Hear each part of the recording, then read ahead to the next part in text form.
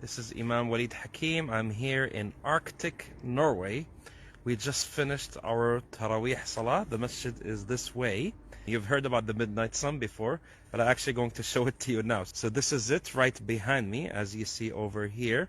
It's just gonna touch the mountain. It will look like a sunset, but at this time of the year we don't have a sunset. And something else that will shock you is that this is actually west, right? But the sun is not setting in the west here. Actually, it's not setting at all. It's actually in our north. Why?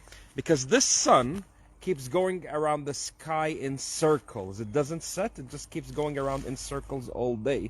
And if you look behind me as well, we have a full moon. So we have the midnight sun and we have the full moon. This midnight sun was mentioned in Surah Al-Kahf when Allah subhanahu wa ta'ala talks about the story of Zulqarnain alayhi salam, and that Allah subhanahu wa ta'ala gave him abilities to travel as far in the earth in the east and as far in the west. And during these travels, Allah subhanahu wa ta'ala says that he went and saw some people who Allah did not give any coverings from the sun.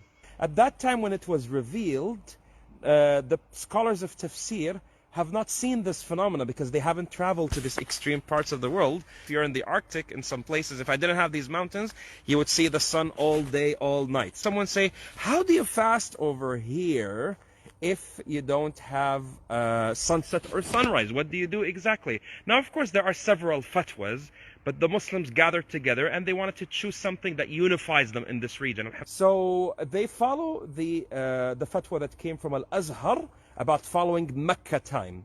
So we follow Mecca time, so that's why when we break our fasting, the sun is in front of us. And some of you say it's haram. Well, the sun doesn't set, so what do you want us to do exactly?